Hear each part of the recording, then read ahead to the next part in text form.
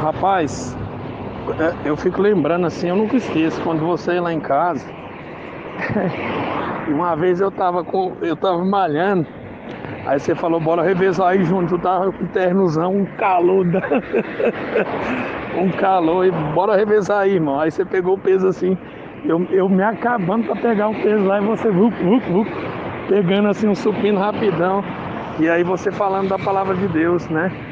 E eu ali, a semente sendo plantada e o diabo querendo já tirar, sabe? Eu assim, o sentimento que eu tinha de falar, rapaz, que cara insistente, que cara chato, velho.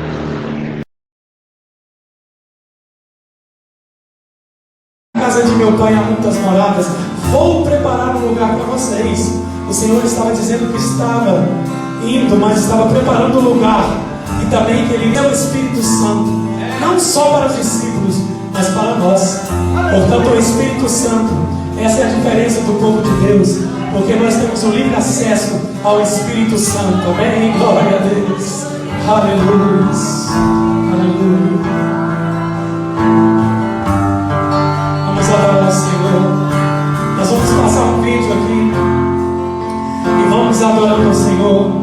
Eu quero que você, enquanto esse vídeo for passando aqui, enquanto nós iremos louvar, enquanto nós iremos adorar o Senhor, você adore a Ele. Adore não por aquilo que Ele tem feito por você, mas adore por quem verdadeiramente Ele é. Por Ele ter ressuscitado, por Ele ter morrido na cruz. Ele pensou em mim, Ele pensou em você. Ei, calavassura e cantalavaxai. Feche seus olhos e adore ao Senhor. No Getsemane foi que meu Jesus orou, se entregando ao Pai mais uma vez. Logo vieram pessoas para o levar para a maior das provações. Aleluia. Ele tanto amou, tudo suportou. Ele carregou a nossa cruz. Declarei, escravos nas mãos, seu corpo a sofrer aqueles momentos de cruz. Ver o mestre a chorar, e foi por você que Ele mostrou tanto amor. Os soldados cuspiam no seu amor. Passou vindo o clamor da multidão, e Jesus a olhar aquele céu azul, pede ao Pai que dizer o seu perdão. Ele canta amor, Ele canta amor. Ele canta a solidão, amor. Ele ama a sai, Ele carregou. Aleluia, glória a Deus. Escravos nas mãos, Senhor, Pai da você. Ela que fala sempre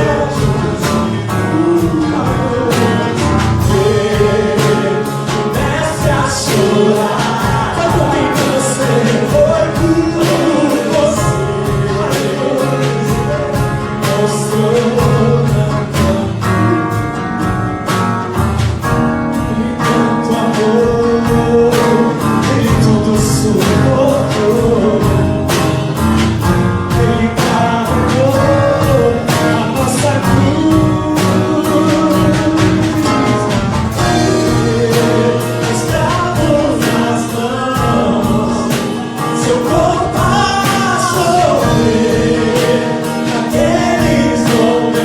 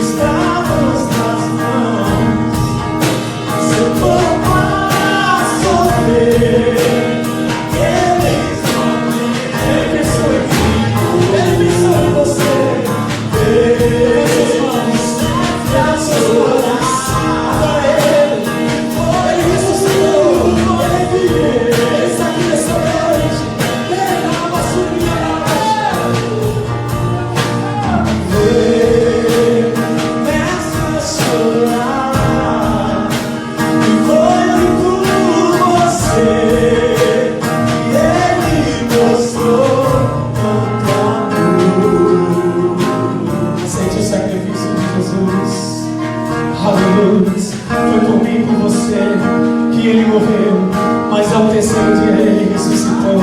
Ele é vivo. Aleluia. Você pode aplaudir o Senhor essa noite e dizer glória, glória, glória, glória, glória.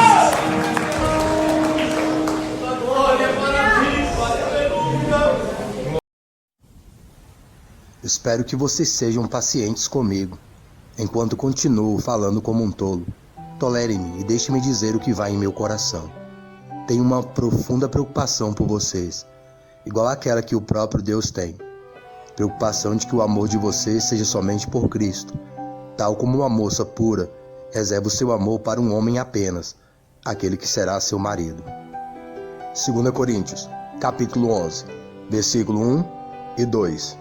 E boa meditação das coisas de Dog e, sobretudo, das coisas do alto. Falou com Deus, tudo de bom.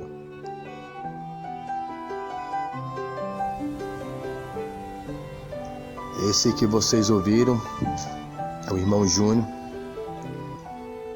Ele vem de uma família onde eles cantavam música sertaneja para o mundo. Todos eles têm essa bagagem musical desde a sua infância. São 4 irmãos, uma irmã, 3 homens, uma mulher. E eu conheci o Júnior nesse contexto, onde ali os irmãos dele estavam abrindo mão de sucesso, dinheiro, fama, para servir a Cristo como único Senhor e Salvador. A mãe dele já crente no Senhor, a irmã. O pai também, mas não como a mãe e a irmã, depois sim. E o Júnior foi, entre aspas, nesse contexto, o último a tomar sua decisão de estar em Cristo como único Senhor e Salvador de sua alma. Principalmente numa época de flores, porque eles começaram a fazer sucesso, eles cantavam em dupla, em trio, fazendo parceria uns com os outros, e eles começaram a fazer shows na época, gravar CD, entrevistas, convites para programa de televisão, de rádio. E bem nesse início aí, quando eles iam estourar para realmente serem conhecidos, eles abriram mão. E se não me falha a memória, o Júnior, ele não estava de acordo com isso na época. Quando o cantor ele já está na mídia, fazendo sucesso e ganhando dinheiro, e ele abrir mão, que também é difícil, para Cristo, ele já tendo dinheiro, já tendo fama, já tendo seus negócios, já tendo outro meio de ganhar dinheiro, de fazer dinheiro, é um contexto. Quando você eu imagino, está começando a adquirir essas coisas e abrir mão, para mim eu acredito que deve ser mais difícil. Não que já fazendo sucesso não seja, mas eu acredito que quando você já tem uma certa renda guardada ali, um certo patrimônio, é mais fácil do que você ainda não tendo aquilo e sabendo que pode ter. Então foi uma época decisiva para eles, abrir mão de empresário, abrir mão de tudo isso que eles poderiam ter e eles teriam, porque eles estavam nessa pegada aí desses hoje que fazem sucesso na música sertaneja. A gente vê que até uns medianos para baixo, eles ganham dinheiro e bastante dinheiro, né? Então, e eles são pessoas que têm essa graça mesmo de tocar, de cantar. E eu comecei a frequentar ali a casa deles, a família, e ali eu percebendo que o Júnior estava nessa luta, e a família também, a família, entre aspas, contava comigo, que Deus me usasse para ajudá-lo. E ali eu falando sobre Cristo, falando sobre arrependimento, falando sobre conversão para ele. E dentro do coração dele, que cara chato, que cara persistente. Mas Deus me deu a graça de não desistir, de batalhar pela alma dele, de lutar pela alma dele, ainda que ele mesmo não estivesse lutando pela sua própria alma. E um dos contextos do canal é batalhar pela salvação da sua alma. Talvez você não esteja batalhando pela sua alma, mas tem um mundo inteiro batalhando pela sua alma, guerreando pela sua alma. Existe um mundo espiritual batalhando pela sua alma. E esse mundo aqui, ele também batalha pela sua alma. As pessoas sempre estão batalhando pela alma das outras pessoas. Para se comprar, para se ter, para se ser. Então alguém sempre está querendo te vender alguma coisa, te passar alguma coisa para cativar a sua alma. O mundo inteiro buscando a alma das pessoas. O consumismo, o materialismo busca incessantemente a alma das pessoas. No mundo espiritual, que tudo isso é um reflexo do mundo espiritual, existe um mundo espiritual de anjos e de demônios que batalham pela alma humana. Satanás, ele batalha pela alma humana, os seus demônios batalham pela alma humana. Deus batalha pela alma humana, os anjos de Deus batalham pela alma humana. E a própria pessoa, ela não batalha pela sua própria alma. Existem seres que estão batalhando pela alma humana. E a própria pessoa, ela não batalha pela sua alma. E Deus levanta pessoas para batalhar para a salvação da sua alma. Como Satanás levanta também pessoas para batalharem pela sua alma. As pessoas, elas estão lutando por aquilo que é de Deus e por aquilo que não é de Deus. As pessoas são por Cristo como único Senhor e Salvador de suas almas, ou elas não são, tanto em palavras como em obras. As pessoas sempre estão refletindo o mundo espiritual, com Cristo ou sem Cristo. Elas sempre estão transmitindo salvação ou condenação. As pessoas não estão em outro contexto. Mesmo as pessoas que negam o mundo espiritual, tanto Deus como Satanás, elas estão nesse contexto de negar Cristo como único Senhor e Salvador.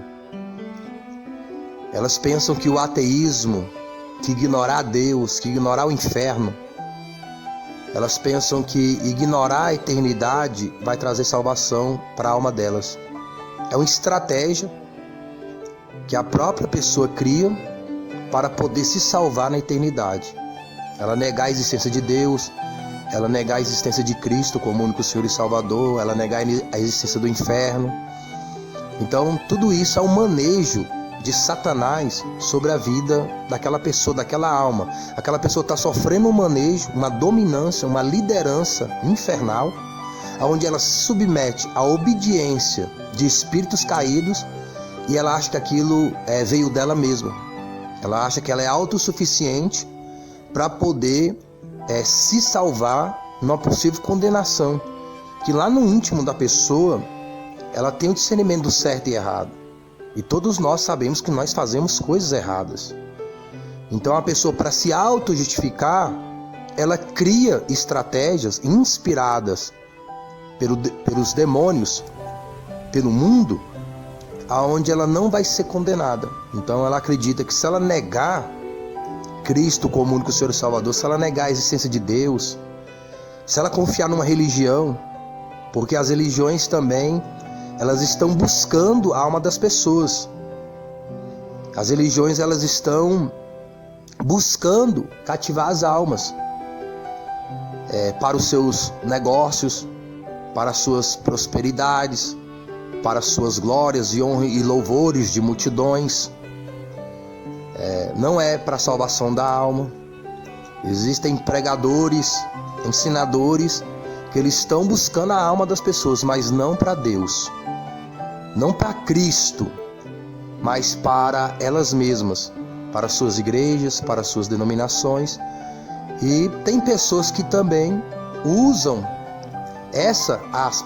estratégias para poderem se justificarem dos seus pecados, como se elas fossem de tal religião, de tal pastor, de tal ministério, como se elas gostassem de tal pregador e aquilo fosse garantir a salvação da alma delas, o perdão dos seus pecados. E o único que pode garantir perdão e justificação é Cristo. Deus, ele não enviou anjo, Deus não enviou querubim, serafim, arcanjo para batalhar para a salvação do preço pago da salvação humana. Ele mandou o próprio filho dele. Deus, ele mandou o melhor guerreiro. Deus mandou o melhor lutador. Deus mandou o melhor que ele tem de si mesmo, que é o seu próprio filho, na sua própria imagem. Toda riqueza, todo entendimento de Deus está em Cristo, homem. Está no Senhor Jesus Cristo. Toda sabedoria, toda ciência, todo conselho, toda fortaleza, todo conhecimento, todo temor espiritual está em Cristo, como o único Senhor e Salvador da alma. O tesouro de Deus não é as ruas de ouro que tem no paraíso. A riqueza de Deus não é o diamante, não é o ouro que Ele colocou aqui na terra. A riqueza de Deus é o seu Filho.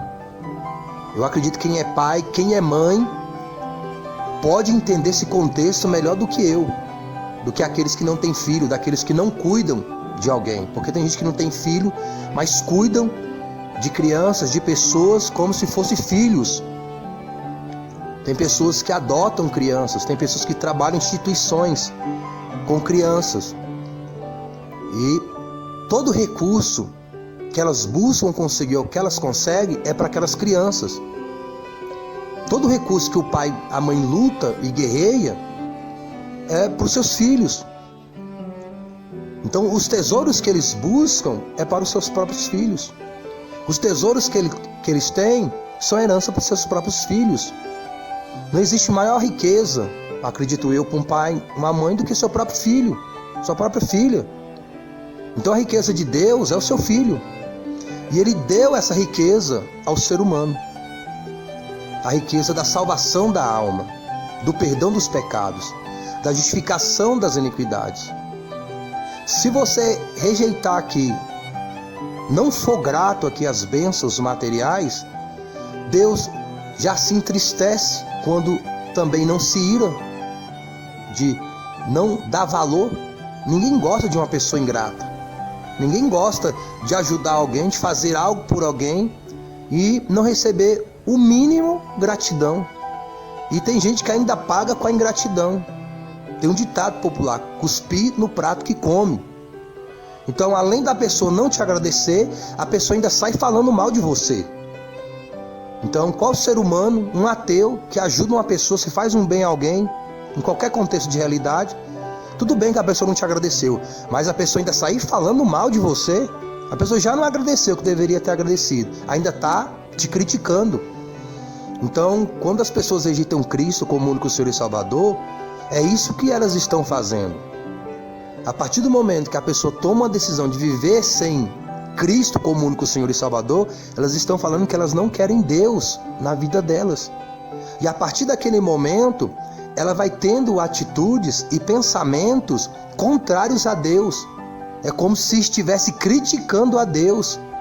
Então, quando a pessoa escolhe outros intercessores, escolhe outro meio de salvação para sua alma, que ainda que seja o ateísmo, ou uma religião, ou uma filosofia, ou um ídolo, e etc., é a mesma coisa dela estar criticando Deus. Ela não está agradecendo a Deus por Cristo como único Senhor e Salvador, mas ainda está o criticando através da sua vida de pecado e iniquidade, sem desejo, vontade de abandonar aquilo. Então, é mais do que ser ingrato. É muito mais do que ser ingrato.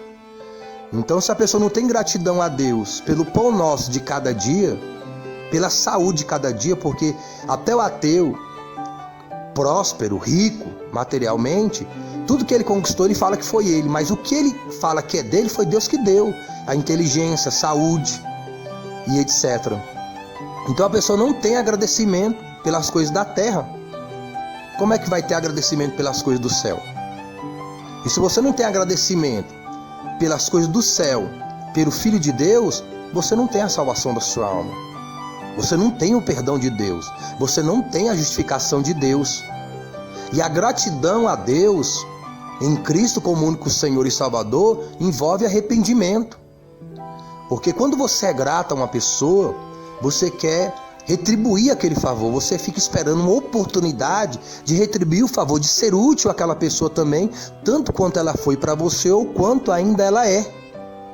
E a única maneira, entre aspas, de nós sermos úteis a Deus e demonstrar a nossa gratidão a Ele, por Ele ter enviado Cristo para batalhar, guerrear para a salvação da nossa alma, é nós vivemos uma vida que o agrade. E a vida que agrada a Deus é o arrependimento, é a conversão dos pecados e iniquidades, na confiança de Cristo como único Senhor e Salvador da própria alma. É o que agrada a Deus. O que agrada a Deus é a gratidão. A gratidão agrada qualquer pessoa. A gratidão agrada até um ateu. A gratidão é algo espiritual. E eu fico agradecido a Deus e contente, porque o Júnior não é um adorador só de lábios. O Júnior, ele é um adorador de coração, uma adoração espiritual e verdadeira, porque a palavra que eu trouxe ao Júnior e a palavra que eu trago no canal e alguns contextos de manejo não é a minha palavra, mas é a palavra de Deus. É o Verbo que se fez carne e habitou no meio de nós, e vemos a imagem de Deus no seu santo Filho, Senhor Jesus Cristo. E todos aqueles que querem ser gratos a Deus precisam viver arrependidos e convertidos dos seus pecados. Porque não basta adorar a Deus de lábios e o coração está longe dele. Não basta simplesmente agradecer a Deus de palavras, mas de ações. E o verdadeiro evangelho na vida de um crente é aquele que reflete o perdão, a misericórdia de Deus, reflete a salvação de Deus, e a sua vida ela é inspirada a levar outros a serem salvos, não por causa de glória, honra e louvores humanos, como tem na mídia gospel, na religião, em supostos pregadores e profetas que estão buscando através do evangelho ter glória e honra e louvores humanos, mas um evangelho que realmente traga louvor e honra e glória a Cristo como único Senhor e Salvador de suas próprias almas, transmitindo esse evangelho com fervor, com sinceridade e com verdade. Fique com Deus, boa meditação das coisas de Dog e, sobretudo, das coisas do alto. Ô irmão Wesley, rapaz, eu fico lembrando assim, eu nunca esqueço, quando você ia lá em casa, uma vez eu tava malhando, aí você falou, bora revezar aí junto, tu tava com ternozão, um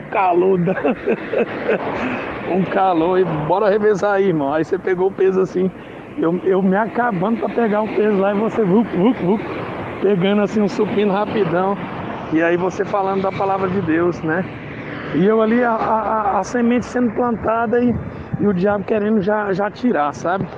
Eu assim, o sentimento que eu tinha de falar, rapaz, que cara insistente, que cara chato, velho. De 2 anos pra cá, Wesley, que eu vim entender 100% o meu chamado, mas é porque Deus estava me preparando. Assim como Deus preparou Jesus 33 anos, Jesus ele nos prepara. Deus ele nos prepara para uma grande obra, para exercer o propósito e o chamado que Deus tem para nós. Então, o que Deus colocou no meu coração foi 200 almas para Jesus. E sabe, assim, as pessoas estão sedentas e vindo atrás da gente para que a gente venha falar de Cristo, sabe? Do amor de Cristo, do amor de Deus. Então, assim, o amor de Deus e o Evangelho, ele confronta demais. Porque hoje as pessoas, o mundo jaz no maligno e as pessoas estão muito dispersas, né? Para o seu Criador, para se voltar para o seu Criador, para se voltar para o seu propósito e principalmente para entender de que existe uma vida após essa vida aqui e que quem vencer são aqueles que estiverem em Cristo, né? Profetas e homens cristãos desejaram ver o que vocês têm visto e ouvir o que vocês têm ouvido, mas não puderam. Agora, esta é a explicação da história que eu contei do agricultor plantando a semente. O caminho pisado, onde algumas sementes caíram, representa o coração de uma pessoa que ouve a boa nova do reino e não entende. Então, Satanás vem e arranca as sementes do coração dela.